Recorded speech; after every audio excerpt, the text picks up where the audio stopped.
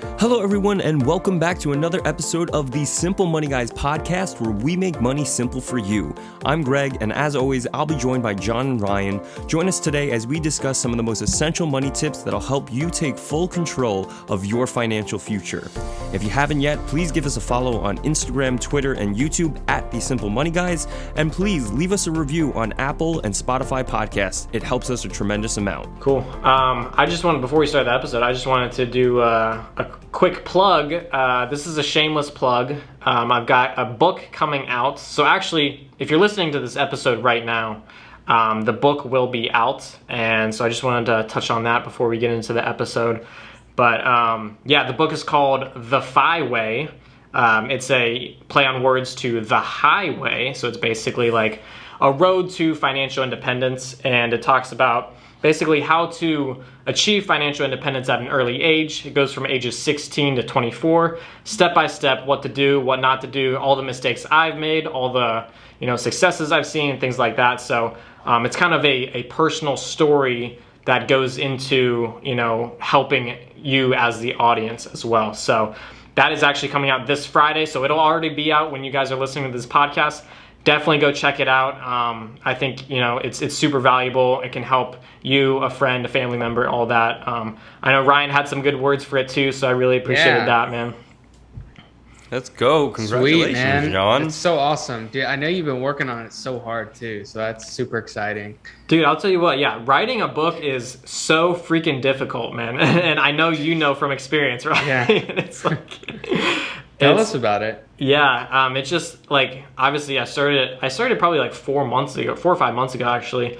And the reason why it came to be is like I was talking to a friend and he was saying like, I wish, like he's 25 now. He's like, I wish I would have known what to do when I was, in high school and in college. He was like, but I just didn't know what I didn't know. And that's basically what he said. And I'm like, I don't want to have someone else come to me with that same story that they didn't know what they didn't know in high school and college. And so that's why I really wanted to write a book for that high school and college student to really, because if you do the right things in those, pivotal years, you can seriously set yourself up on a trajectory of financial independence and financial freedom. So that's why I think those early years are so crucial. It's like you get them early and then you can just be on cruise control the rest of your life, So that's why it's the title of the book is The Vee Way, Your Roadmap Towards Financial Independence from ages 16 to 24. So where can people find it? Yeah, you can find it in my Instagram bio or my TikTok bio. It's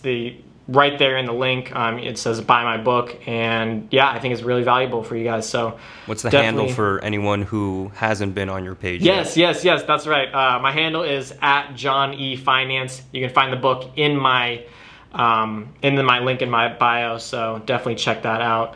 And all I gotta say, it's very, very well priced. Like you're not gonna find that much value for that cheap in general very often. So take advantage of it while you can, because like there's a lot of crap out there for a lot more.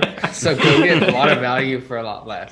Yeah, absolutely. Seriously. Yeah, Take appreciate that, advantage of it. Ryan. Yeah, so Yeah, I think, John, something that's awesome that you just highlighted is the importance of starting at an early age. And I think our goal with this podcast and everything we do in general is, our target audience isn't these investment bankers or high-level, business workers. It's the younger people. It's the people still in high school. Not only that, but people coming from neighborhoods where this information isn't necessarily readily available. It's not necessarily often talked about. So I think it's awesome what you're doing, what your goal is with the book, and, it just resonates with our mission in general. So kudos to you and hats off to everything you're doing. Yeah, absolutely. Thank you, man. Yeah, and you put it perfectly. It's like, I'm not trying to relate to these high net worth people. I want to relate to the high schooler who doesn't know anything about money. It's like, I put myself in this book. It's like, I went through high school not knowing about money, and then college, we weren't even taught it there. And so that's why I wanted to put this book, because I could resonate with it so much. And I know, millions of other can resonate with it as well. So, but yeah, just catching people at an early age, it's like compound interest is just with anything is if you stay consistent with it, compound interest will take over. And that goes for health and fitness, for finances, for literally anything, for reading. Like, let's say you read, a book a month. Do that for 10 years. You're going to be like the smartest person, top 1%, So I just think it's so crucial. Starting early is definitely the biggest way to find success. It's the power of exponential growth. And I think, the one thing out of maybe high school math that is so important is just visualizing how that graph changes. The slope is increasing over time, and that's actually so significant to building wealth over time. The earlier you start, the more time you have on that x-axis, and the more exponential growth you'll see over time. So it's really not about how skilled you are, your ability to pick companies. It goes back to the saying, time in the market always beats timing the market. And that's because of that exponential growth factor. So can't emphasize that enough. We've talked about different ways for people to get involved. If you're under the age of 18, you could open a custodial account with your parent and, just get started. Find ways to just start your financial journey as soon as possible. Yeah, I love it. Yeah. So if I'm 15 and I'm like, hey John, what do I do without telling me too much? Like, obviously I need to go read the book, but what is something what's the first thing you tell me to do? I would say the very first thing, and this might be, a pretty obvious statement, but I guess there would be two things. Number one is just education. And if you're educating yourself by reading the book, that's the first step in general. But I think education and just learning the language of everything is really the first step. You need to understand, what money is all about, how to manage it, the certain terms like Roth IRA and things like that. I'm going to interrupt you before you finish. Is this a good book for parents who want to get it for their teenage kid? Yes, for sure. Yeah, absolutely. I think parents will benefit from it as well. There's a lot of things that people just don't know that are in the book. Teaching your kids about money. Yeah, exactly. Yeah. I think it's very valuable. But I also think for a 16-year-old, let's say, I think the best thing you can do is get a job. Get a job. It might be a crappy job. I worked as a busboy at this restaurant. I was washing dishes. I was 16 years old. I was getting minimum wage. But it taught me, how to show up on time, how to, earn a paycheck. And really, I felt independent and kind of a sense of, okay, I'm actually doing something, And because I'm making money, I can have discretion to spend it if I wanted to. If I wanted to buy a PS5, I could because, it's my money, So it just gives you that the value of money. Exactly, for sure. Exactly. So I just think where people sometimes go wrong is when their parents fund their lifestyle all the way through college, and then they come out in the real world making all this money and they've never really understood it. So I definitely think if you can start young, that is the best way. But yeah, we don't have to plug my book this entire episode. I just wanted to get that. No, I mean it's leading to some. So. No, it's good content. It's great content. So now I'm graduating college. What do I do? So, I mean, and my book goes into how to avoid student loans. We want to graduate with as minimal student loans as possible. I give a lot of great tips on how to get scholarships, how to get grants, take AP and CLEP tests and things like that. It goes into all that. And then when you graduate college, hopefully you don't have any student loans, but if you do, you'd obviously want to, I would almost say, make that a priority to pay off. Again, we can arbitrage the interest rate and how much you get from investment returns, but after college, I think it's really just, investing into your employer 401k, getting that match, and then, throughout the book, I just say live within your means and all. There's so many tips. I feel like I'm rambling, but I just think it's a great comprehensive book for that 16 to 24-year-old, or if you're a parent, you want to get it for your kids. So, yeah, I love it. Yeah, I think one of the most important things you said is just getting a job early, even if it's just a summer job. I still swear by the fact that I think a summer job as a lifeguard is one of the best jobs as a teenager, You're sitting by the pool all day, you're catching a nice tan, you get to meet a lot of people, and you're getting paid. And then, like you were saying, it gives you that value of the dollar. You start to buy things for yourself, and then you have no money, and you think, oh, geez, well, I worked, 2 weeks to fund that PS5 or whatever. Yeah. Now I realize that, buying things, it takes a lot of hard work instead of, parents always buying things for kids. So one of the most important things, get a job, even if it's just a summer job, I just wanted to bring up a huge point too. It's like when your parents are funding your lifestyle, they really have that kind of decision making for you. You can't go out and start a business, or you can't go out and do what you really want to do if your parents are paying for your car, if they're paying for like all these other things, because they're going to be like, no, get the stable job, go to college, things like that. And so I think becoming independent from your parents financially independent from your parents is a huge, huge first step. You don't want to rely on them your entire life. In Proverbs it says the borrower is slave to the lender. I mean, that applies to anyone that you take money from. Yeah. If you're taking money from your parents, you're kind of, it sounds bad, but I mean, if you're continuously taken from them, they have a say in your life.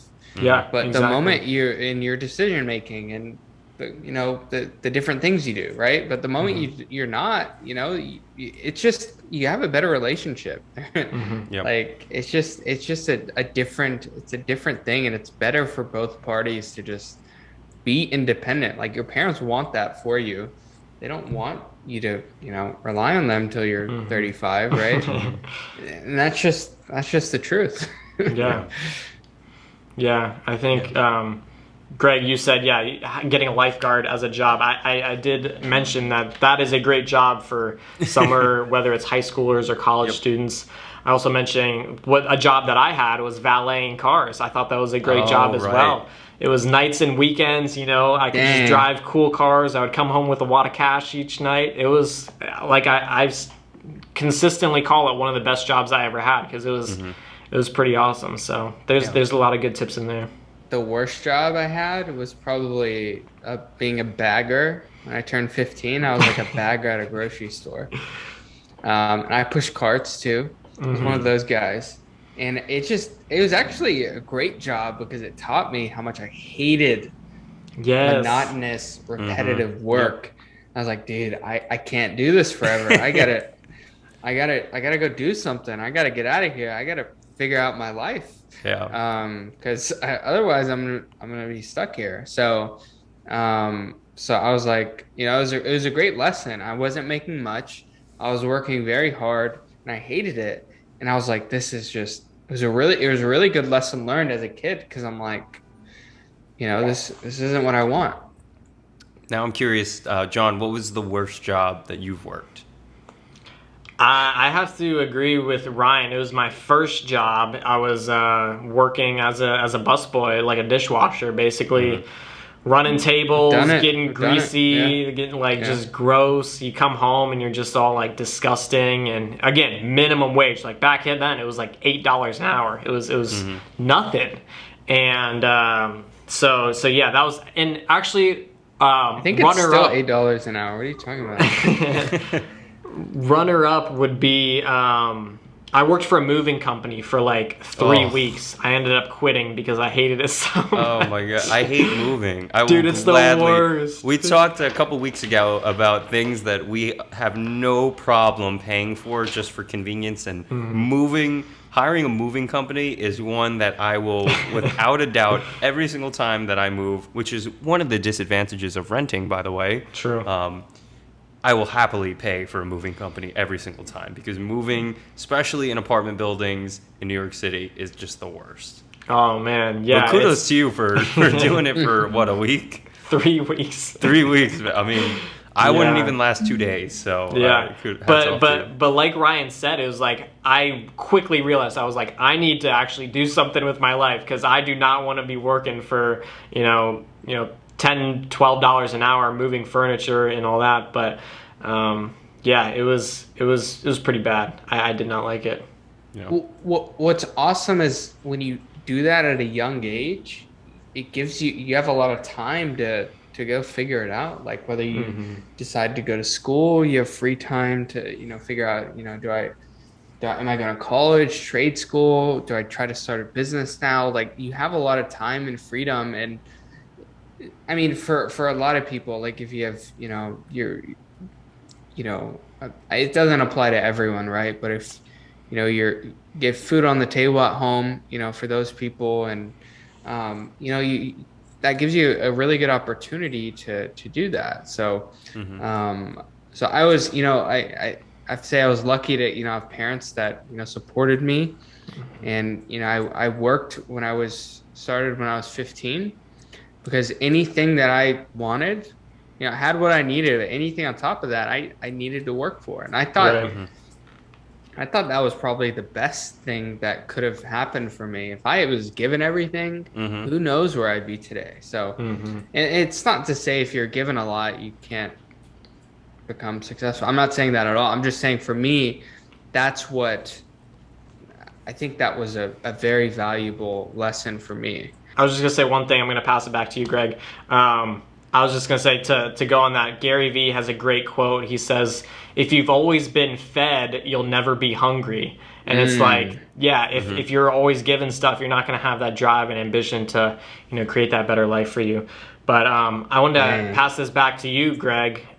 What was your worst job of all time? I don't think I've heard this. So real quickly, I want to elaborate on that Gary Vee quote. I fully think the greatest, I guess, formula that allows future success for kids, or the general equivalency, is, for me, growing up in a lower middle class family, having enough to get by, but see all your friends, get the extra things. It gives you that hunger and that drive to succeed in life, and want more, which kind of ties into, I guess, the worst job. My first job I loved. It was lifeguard. Well, first, before lifeguarding, I was giving swim lessons, I think, like maybe at the age of like 14, 15, so pretty early. And then 16 through like whenever I first went to college was lifeguarding, which was great. In college, I wanted to find, as many different ways to make money as possible. I say this all the time. At least my senior year, I worked 3 different jobs, one of which was working in a college dining hall, campus dining hall, which was probably the worst job. There were some people around that definitely helped make it better.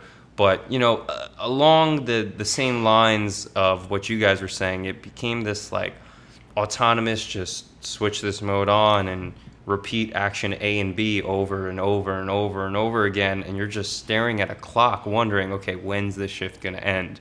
I know, like, I want this money, but like, this is killing me. So, I feel like all of us, it seems like this common sight of a job where you're not really doing anything except just work that is easily repeatable, and it just gives you this desire to do something greater. So hit it a little bit later in my life, but it's this along the same lines of what you guys did. And I think, we'd all just have to have those experiences to really learn, okay, it's like, okay, I want to upgrade from this lifestyle. And, I've been through it before, but I want to upgrade. And, whether you go get educated out of college or you go to, try another job or whatever it is, you just want to, you do have that drive, when you're in that much, like, when you hate waking up because you have to go to your job, you're going to make a change. It's not a good feeling. Yeah, you're going to make a change to improve it. And this isn't to, discredit or take anything away from, the people bagging groceries out there, bus not boys. My intent at all. Yeah, no, it's not. It's not the intent at all. It's just from, our experience, I mean, there's some people who are in a position where, that's where they are, and that's a whole nother topic, Sure. Some people aren't given the same opportunities as others. So, I guess in summary, to all the youngins out there who, haven't tried a job yet, try a tough job and see if that's something you want to do the rest of your life. And if it's not, work hard, take school seriously, get a good education, get a good job. Start a business. Yeah, start a business. Do something. Yeah, like just figure out what you want to do. Like try stuff. I think that is the hardest part for people. It's like they know they want to do something else. They feel like they're stuck, but they don't know what that next step is. I've certainly struggled with that before, and I know others have. And I think the solution to finding what's next is you just have to be open to trying new things. You have to put yourself in an uncomfortable position and just try new things. Like, everyone sucks when they first start something new, you know, whether it's video editing or podcasting or whatever it may be. You know, everyone is bad at it when they first start. So you have to be uncomfortable in the beginning, but that's how you learn if you like it. I'm trying to think, there was a quote. I think I'm thinking about the same quote, and I can't think of it. What is it? It's not really a quote, but basically it just says, it's like, you know, how are you ever going to find what really fulfills you if you're, you know, sitting and watching Netflix every single night, you know? Break out of your comfort zone. Yeah, exactly. But I think in summary, this episode, we talked about a lot. You got a lot of free content as the listeners from John's book. So I think by the time this episode comes out, you said it should be out. So It'll everyone be go, out for sure, yeah. John E. Finance on Instagram, TikTok. Go to that bio, check it out. You know, just as a friend of John's, I know, you know, he has the greatest intentions for everyone, and you know, I will for sure be first on that wait list of books. Absolutely. Yeah. Again, it's Yeah. called The FI Way, Your Roadmap Towards Financial Independence from ages 16 to 24. Definitely go check it out, guys. I appreciate the plug again. But yeah, this is really fun. I enjoy doing this podcast with you guys. I just got to say that too. So it's I have a likewise, blast with it. man. Yeah, it's a ton of fun every week to look forward to. for sure. But I think that wraps us up for this week. As always, we are the Simple Money Guys, making money simple for you. I'm Greg, also known as the Daily Investor. My name's John, at Johnny Finance. And I'm Ryan, the Money CEO on social. Thank you so much for joining us, and we'll see you again next episode. Thank you everybody for listening. As always, give us a follow on Instagram at The Simple Money Guys. Subscribe to us on YouTube, and be sure to tune in because we have new episodes coming every week.